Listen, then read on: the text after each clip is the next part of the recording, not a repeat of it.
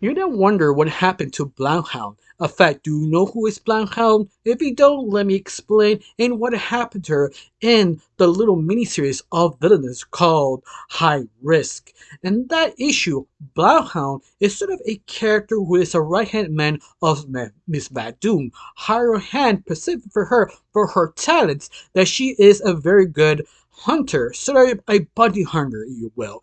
That she actually had a special ability that she can actually transform to a dog. And her main talent is to sniff out specific people that people are looking for. She also very strong, or usually strong, and usually normal speed, but average higher speed. But she is bloodthirsty and hungry. But at the same time, she has sort of almost two personalities. She doesn't have multiple personalities or even are close to it.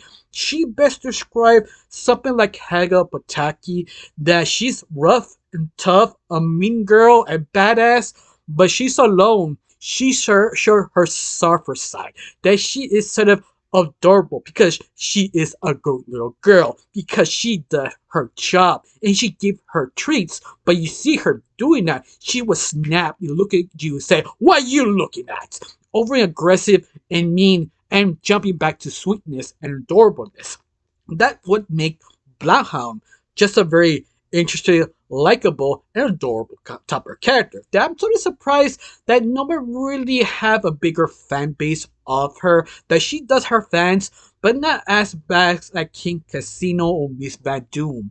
So I'm sort of surprised she was sort of under it. But to be fair, you sort of ask the other question, what happened to her? Well, before I continue explaining what happened to her, this is the first time on my channel. My name is Retro. I like to talk about animation, not just animation, to reviews, first impressions, cartoon theories, and sometimes, if I have some spare time, cartoon breaking news. Of course, you'll like how it's going, you'll like to help my channel, put like, comment, and subscribe. That's all you need to do. That's all you need to do. Of course, if you don't, that's fine too. If you do, thank you very much, because thanks to people who put like, comment, and subscribe helps so much in my channel, because I'm getting close to my main goal to 1,000 subscribers. And thanks to you, I'm getting closer every single day, every single week. Now, let's start off the theory.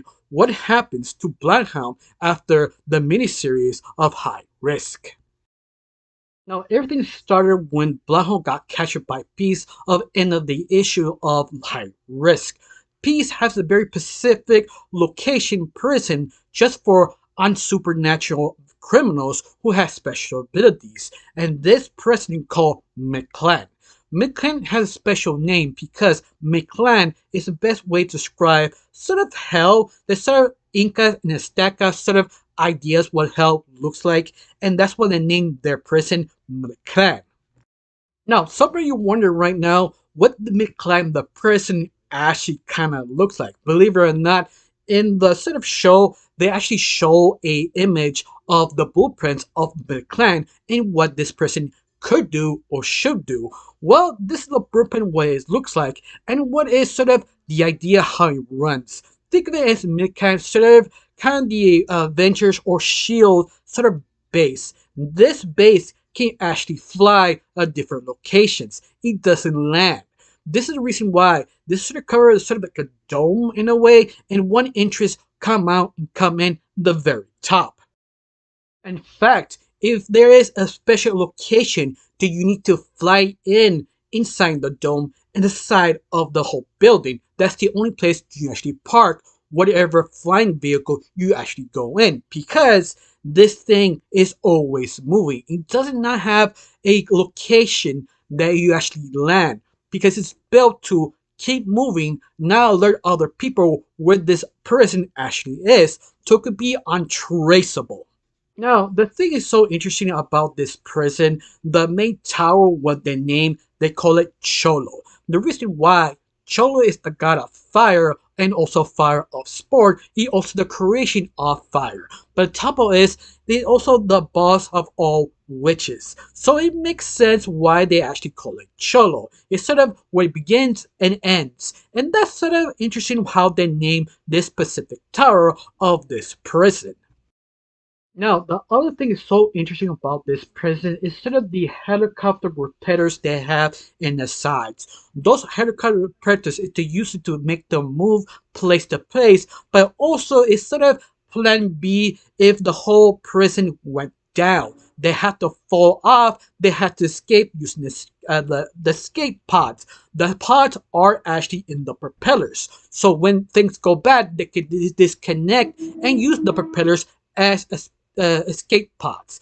That's what sort of way it's designed that nobody can touch it or not touch it. But think of it sort of like a plan B. It was sort of evaded or found so they can actually get rid of the person, so not actually let the person go. Basically execution style, just in case everything goes wrong. Or cell detonation, in other words. Now, something very interesting, this person, what's his name under it, called Miklokli, that basically states of God of Hell. Basically, king of all gods of the underworld. Basically, his main job, or why they give the title under it, is because it does set up battle guns, it has attached to it, and what it does is protect, or at least protect or let no one in or out, because that's sort of the main point. And this is why they call it Mikokliktoki, is because the god of hell, that's his main job, to make sure everything is established how it really is. Follow the rules, no one get in, no one get out. Someone broke it, you actually be punished. And that's why they named the underbelly of this prison. Now, to end this serve, kind of explaining the map of this prison, the side actually has a sort of a quote saying, your soul is the element of food of gods, your body is the element of food of rats. In other words, you are feeding this machine because you let it to be. It's sort of like a phrasing, if I remember right, but I don't know, it's sort of phrasing of the old Azteca or Inca or anything. I'm not 100% sure, but I do remember it's sort of like a phrase or something like that, so I don't 100% sure. Please tell me down below what you think about this and you found this sort of interesting or not. Of course, something more interesting, Bloodhound is in this specific prison that is just specifically built for any scenarios for obvious villains with super abilities. But yet that asks that question, that Bloodhound can escape this sort of scenario. Honestly, yes, because Bloodhound is a type of character who is always prepared, who is self-aware, here, sent, always open in all direction because she is basically a wolf or dog this case. But because of that special skill she has to track, she also have enough skills to maybe escape. At least that's my theory. If not, the series will come back actually talking about this prison. Because let's face it, Bloodhound's a very interesting bipolar type of character that she's stuck in this prison. She probably runs it herself, at least run the other criminals to listen to her to actually to escape. Of course, it'll be difficult to escape because this one has all types of plans. If attempted to escape, it probably will self-destruct or something like that.